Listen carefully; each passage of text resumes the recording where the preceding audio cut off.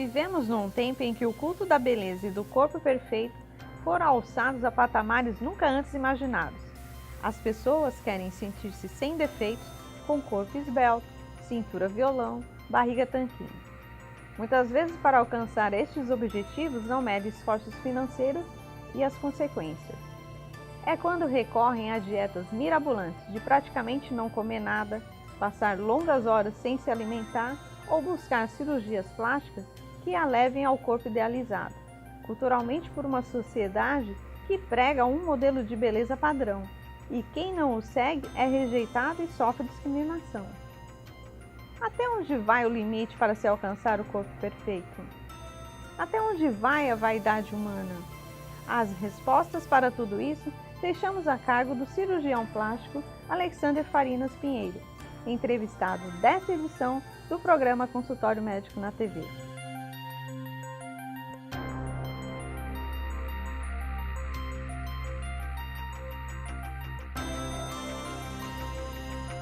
Acompanhe antes uma matéria mostrando as precauções que se deve ter ao se decidir ou não pela realização de uma cirurgia plástica.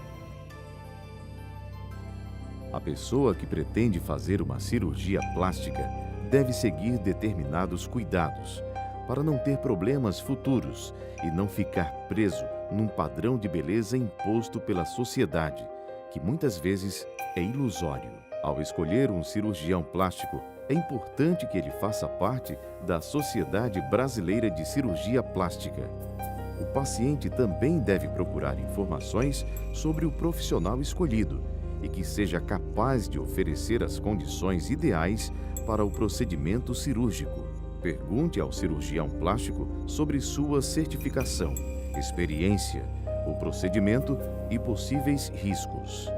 Todos os cirurgiões plásticos deverão estar aptos a discutir as possibilidades com seus pacientes e dar tempo hábil ao paciente para que ele reflita sobre as possibilidades. É crucial que as pessoas candidatas à cirurgia saibam de todos os possíveis riscos da cirurgia plástica em questão, antes de se submeter a ela. Cuidado com procedimentos baratos, que muitos pacientes tendem a escolher sem ao menos pensarem nos motivos que o tornaram baratos. Pode ser tentador pensar apenas nos resultados finais, acreditando em tudo o que se lê e deixando de lado a checagem necessária que podem trazer resultados inesperados. Fazer uma cirurgia plástica é algo sério e assim deve ser encarado. O ideal é não buscar este procedimento apenas por uma questão de vaidade, mas porque vai melhorar alguma deformidade corporal e, principalmente, sua autoestima e sua qualidade de vida. Obrigada, Dr. Alexander Farinas, pela sua presença e aceitar o nosso convite ao programa Consultório Médico na TV. Obrigado, Mário. Eu que agradeço a você, viu? Estou aqui à disposição para a gente tirar as dúvidas aí, né, que precisa. Conforme a matéria, o comentário que eu fiz no início do programa, até onde vai a vaidade humana? Tem algum limite? Certo. Lógico, tem sim, com certeza. A pergunta que a gente escuta bastante isso aí, né? Principalmente em rodas de amigos, tal, fora do consultório. Existe limite para a cirurgia plástica? Existe sim. Para a cirurgia plástica ética existe. E realmente isso aí eu diria que é o diferencial, talvez, do cirurgião plástico sério, né? Do serviço sério, para aqueles, às vezes, que falta alguma coisa e aí pode morar realmente o perigo da cirurgia em si, né? Então, realmente, a gente tem um limite e a gente tem que saber identificar esse limite e, reconhecendo, a gente tem que contraindicar e indicar, talvez, esse paciente até para outro tipo de tratamento, com um psiquiatra, alguma coisa desse tipo, existe sim. É isso, no caso, para ele tomar a decisão para fazer a cirurgia, né? A cirurgia plástica, ele precisa fazer também outros aspectos psicológico e fisiológico? Certo. Fisiológico sim, precisa estar com a saúde boa, né? A gente pede vários exames pré-operatórios, dependendo do tipo de cirurgia, a gente tem exames dependendo da cirurgia que vai propor. E psicológico também, a gente tem algumas tabelas. Primeiro, a anamnese normal, numa anamnese, uma consulta, a gente já consegue identificar se aquele paciente tem algum tipo de transtorno. Se a gente consegue identificar isso aí, a gente aplica algumas tabelas para isso, e se realmente preencher critérios de problema psiquiátrico, por exemplo, psicológico, a gente tem que encaminhar esse paciente antes de operar. Mas um psicólogo antes da cirurgia normalmente Não, precisa? não, não. Normalmente não precisa. A gente consegue dar essa filtrada.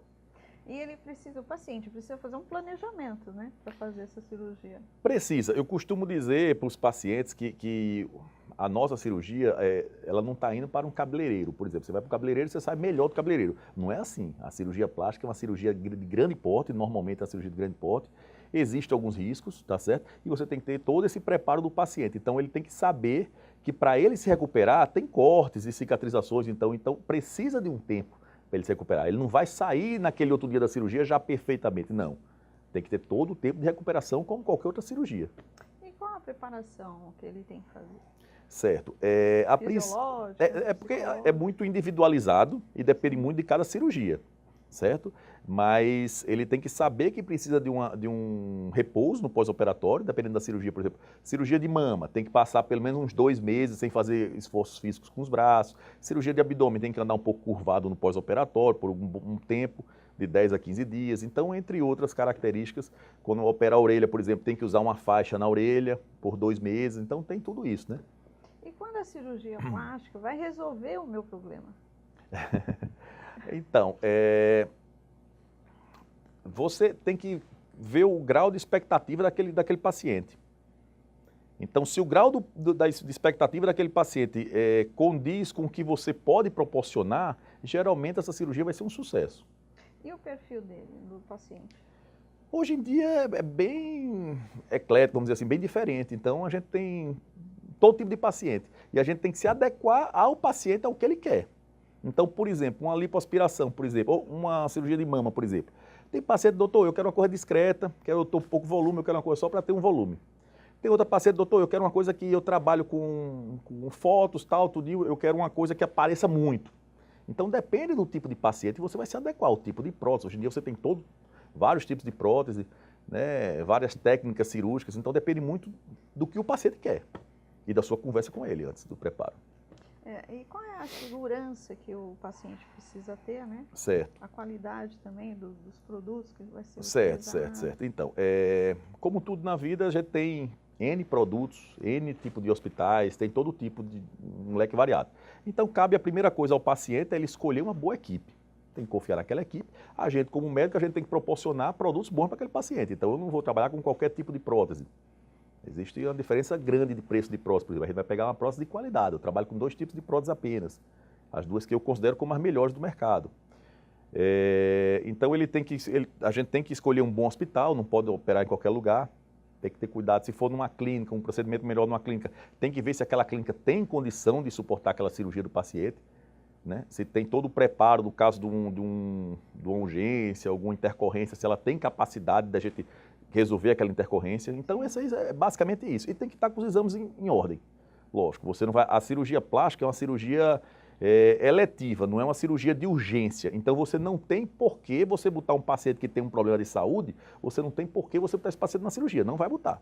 Você prepara esse paciente quando ele está todo bem de saúde, aí ele vai para a cirurgia. Não pode um paciente, por exemplo, um paciente com anemia, você não pode operar. Não tem porquê. Um paciente com a diabetes descompensada, não tem por que operar. Você vai mandar para um colega endócrino que vai ajeitar essa diabetes dele, né, essa glicemia dele. Quando ele tiver tudo compensado, liberado pelo colega, a gente pode operar sim. E o paciente, na primeira consulta, geralmente, é eles que fazem as perguntas, né? Sim, isso. E quais as maiores dúvidas do paciente? Tem de tudo, né? Perguntar o que é que ele acha, por exemplo, da cirurgia. O paciente gosta muito de colocar tudo nas mãos da gente. E a gente tem que ter essa conversa com ele. O que é que você quer? Com que você trabalha? Qual o seu tipo? Qual o seu perfil? Que aí eu posso dizer mais ou menos o que é que eu vou fazer para você. Existe também, assim, um certo grau de exigência dependendo do que você trabalha. Logicamente que se você é uma Miss, vamos dizer, o seu grau de exigência com o seu corpo é muito maior. Então, hoje em dia, por exemplo, a gente faz mamoplastias e rinoplastias, que é do nariz, e lipoaspiração em meninas que são Miss, que qualquer pessoa que olhasse antes, não, você não precisa daquilo. Mas é porque, realmente, como a gente estava conversando antes, o grau de exigência para elas é alto. E você consegue, com sua cirurgia, melhorar ela, melhorar a paciente. Então, por que não operar? Essa aí você pode operar. Agora, se fosse uma paciente normal, você talvez não indicaria a cirurgia nesse caso. Você já está tão bonito, para que você vai operar mais? E mesmo assim eles precisam fazer quais cuidados preparatórios? Né? Certo. A modelo. Hoje em dia, graças a Deus, que o pessoal está bem mais consciente. Então, assim, hoje em dia já se sabe que precisa ter uma atividade física constante, precisa ter uma alimentação adequada. Então, isso aí facilita demais para a gente. Porque há um certo tempo atrás a gente não tinha esse cuidado, né? O paciente queria só operar e nada. Hoje em dia ela já entende que tem que manter com uma atividade física e com alimentação, basicamente. E antecipar também, né? Essa qualidade de vida, Exatamente. Né? Se preocupar com a alimentação. Exatamente. E hoje em dia a gente diz que é um conjunto também, né? Assim, é muito bom a gente estar bem com a cabeça, seria o ideal. Estar bem internamente com a gente e também estar bem exteriormente. Então, por que não? Isso aí é o desejo de todo mundo. Você pode unir os dois, entendeu? Esse negócio de dizer, o externo não é importante e tal. É importante também, lhe dá uma qualidade de vida, lhe dá uma satisfação muito grande de você colocar uma roupa e estar se sentindo bem. Isso é muito satisfatório. Em instantes, voltaremos com o programa Consultório Médico na TV, que entrevista o cirurgião plástico Alexander Farinas. Procure se informar sobre o seu cirurgião. Um dos primeiros passos é procurar o nome do profissional no cadastro da Sociedade Brasileira de Cirurgia Plástica. É possível identificar o câncer nos olhos precocemente. Uma mancha branca na pupila, conhecida como reflexo de olho de gato, pode ser um sinal. Fique atento. Se seu filho apresentar este sinal, leve-o ao pediatra e tire suas dúvidas. Lembre-se, na cura do câncer infanto-juvenil, quanto mais cedo, melhor.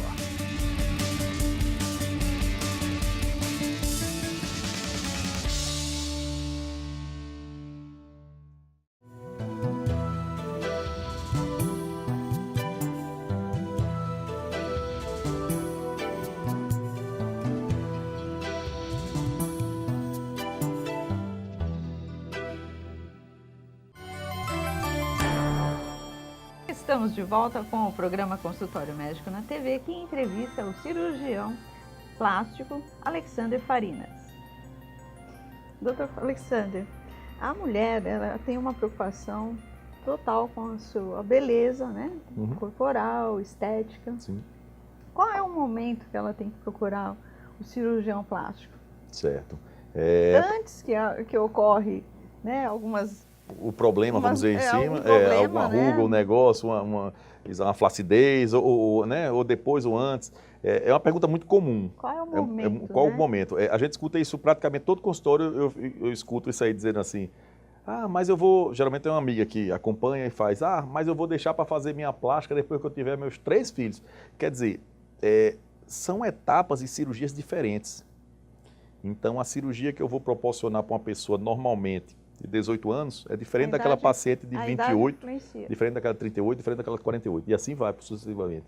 Então, aquela cirurgia que às vezes poderia ser bem menor, numa paciente que não tem tanta flacidez, ela começa a ficar um pouco maior com o decorrer dos anos, vamos dizer assim, né? E a procura maior? Qual a idade que a mulher procura mais? Depende do consultório.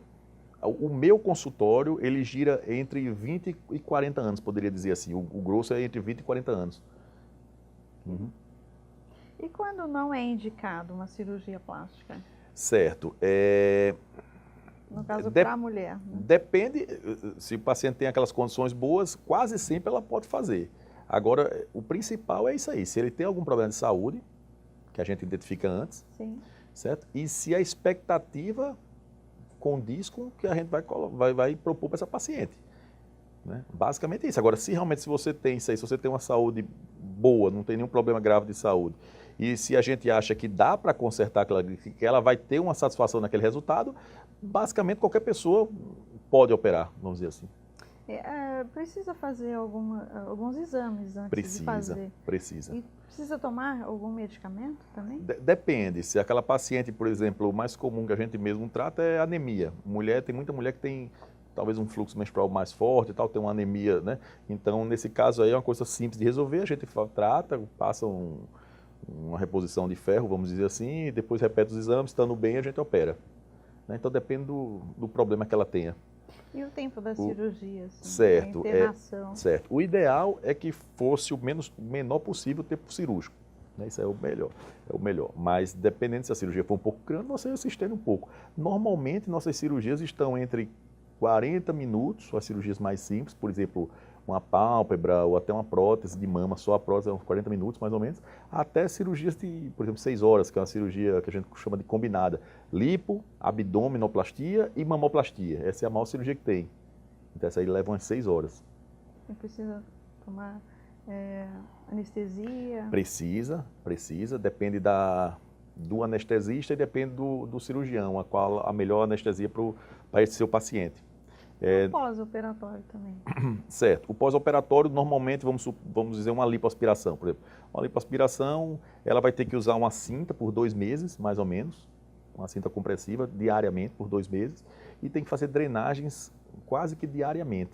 Então, ela vai para o estúdio, para o consultório da fisioterapeuta, toma o banho lá, troca todos os curativos, faz a drenagem, coloca uma cinta nova, e aí no outro dia, mesma coisa, todos os dias. Sente dores? Sente, mas nada exagerado. Depende muito, isso aí é muito relativo, depende de cada paciente. E o retorno às atividades ao trabalho? Ela precisa ter um tempo? Certo, precisa, ela tem que ter essa consciência que vai parar um pouco.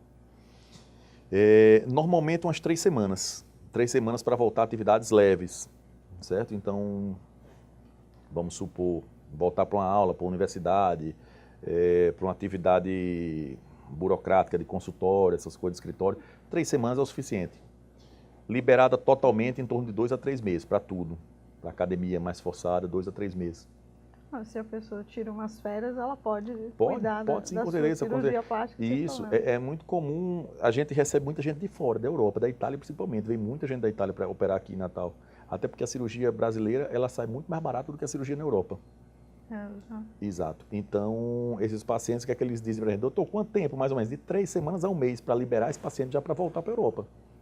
Então é comum aqui no Rio Grande do Norte. É bem comum. Os turistas também fazem cirurgia. Exatamente. Geralmente são brasileiras que moram lá e às vezes elas começam a trazer as amigas que são de fora também. Então a gente tem muita paciente que vem da Europa.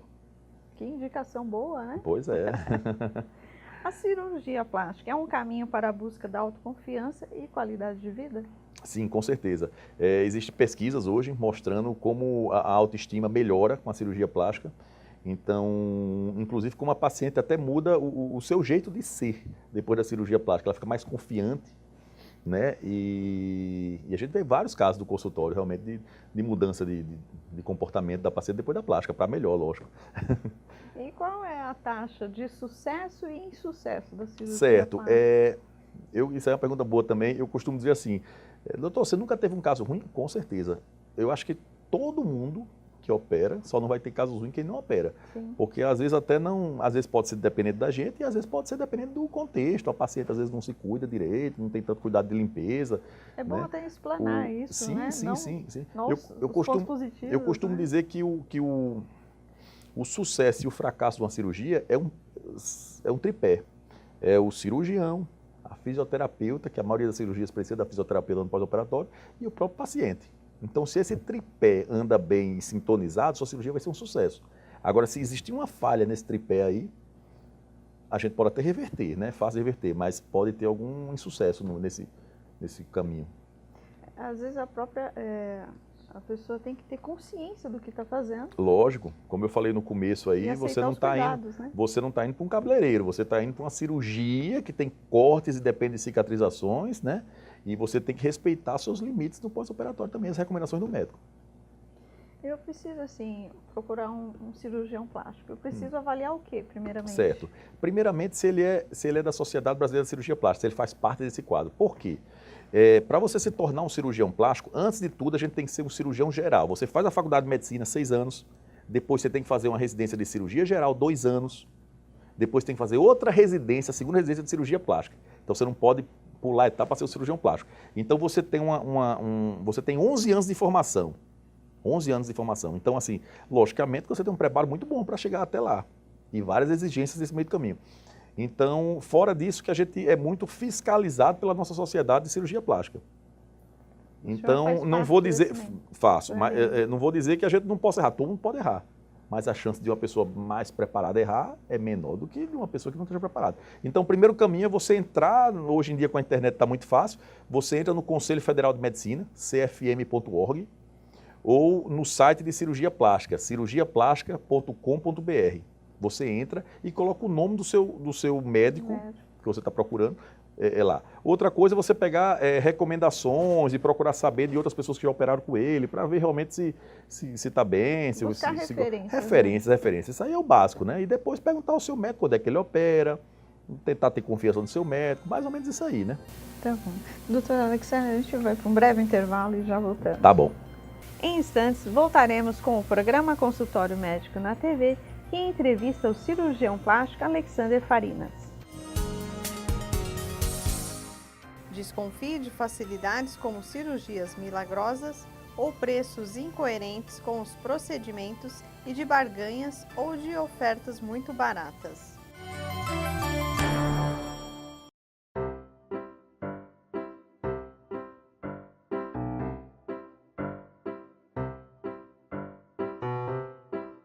Ele pode estar em vários lugares. E você pode não perceber. Elimine todos os possíveis focos do mosquito transmissor da dengue, zika e chikungunya.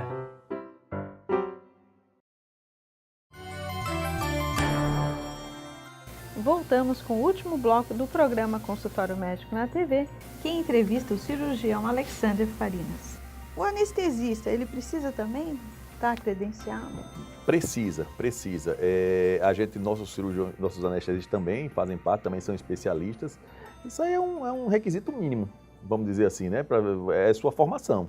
Então, eu acho que isso aí é o básico do básico, vamos dizer assim. Você pegar um paciente, um profissional que seja um especialista naquela área, né? Isso aí, porque assim, se você não for realmente... em São Paulo, no CREMESP, que é o Conselho Regional de Medicina de São Paulo, eles fizeram uma estatística lá e publicaram que 98% dos processos em cirurgia plástica eram de não especialistas, eram de não cirurgiões plásticos. Ou seja, porque é muito comum você ver essa notícia na televisão, porque a cirurgia plástica, ela chama muita atenção, principalmente quando dá errado. Você sabe disso, né? Eu costumo dizer, a cirurgia plástica, ela é a especialidade mais segura que existe. Entre todas as especialidades, a mais segura é a cirurgia plástica. Por quê? Porque a gente é melhor que os outros? Não, nada a ver. É porque a gente só opera paciente que não está doente. É diferente de um oncologista, por exemplo, que vai tratar um paciente que está muito ruim, moribundo, então a chance daquele paciente morrer é maior. A gente não, a gente só opera pacientes que estão ótimos de saúde. E geralmente pacientes mais jovens, então por isso que a gente tem menos casos desse tipo, né? Mas se houver algum problema na cirurgia plástica, já vira manchete. Hoje em dia com a internet e tal, então a gente vê muito isso. Mas a maioria, se você for pesquisar, a maioria desses casos que a gente vê na televisão, fulana morreu de uma lipoaspiração. Se você Principalmente quando é modelo, Exatamente. Mas o pessoal procura muito pelo preço. Então tem muita gente que não é o especialista tão bem formado e consegue fazer um preço um pouco mais barato para poder conseguir paciente. Sim. E aí é que corre o risco. Às vezes esse médico ele não entra com um auxiliar. Por exemplo, a gente opera com um auxiliar... Às vezes são clínicas não autorizadas. Exatamente. A gente opera com um auxiliar que é cirurgião plástico também. Entra eu e outro cirurgião plástico que é meu auxiliar. A sua equipe. Minha equipe, né? Às vezes esse pessoal não. Para economizar, eles tiram o auxiliar. Então ele entra sozinho. Então é um pouco mais difícil, leva muito mais tempo de cirurgia. Né? Às vezes eles não fazem em hospital, fazem em clínicas que não têm a mesma condição. Então, se existir uma intercorrência, ele não está tão preparado naquela clínica. Então, é que começam os riscos aí. Então, se você for ver realmente, se você for procurar, você vai ver que muitos deles, quando diz assim, acidente em cirurgia plástica, não são cirurgiões plásticos especialistas. Eles estão fazendo cirurgia plástica, mas não são cirurgiões plásticos. E existe algum já atendimento pelo Sistema Único de Saúde? Existe. Aqui em Natal, inclusive, existe, na UFRN existe. Agora a fila é muito grande, porque como o serviço é muita gente procurando, e geralmente essas cirurgias são mais reparadoras, então não é cirurgia estética propriamente dita, não vai lá para colocar uma prótese, não vai. Vai lá porque a mulher tem uma mama gigantomástica, que a gente chama uma mama muito grande e está dando dor na coluna, então ela vai entrar numa fila. Ou então tem um abdômen avental, que a gente chama que é um abdômen muito grande, e vai lá para tirar aquele abdômen avental. Ou então pacientes que têm fissura de lábio, crianças que nascem com lábio leporino, por exemplo. Então, isso aí tem na UFRN, sim. As drenagens. E quais os avanços tecnológicos que a cirurgia plástica tem hoje? Certo.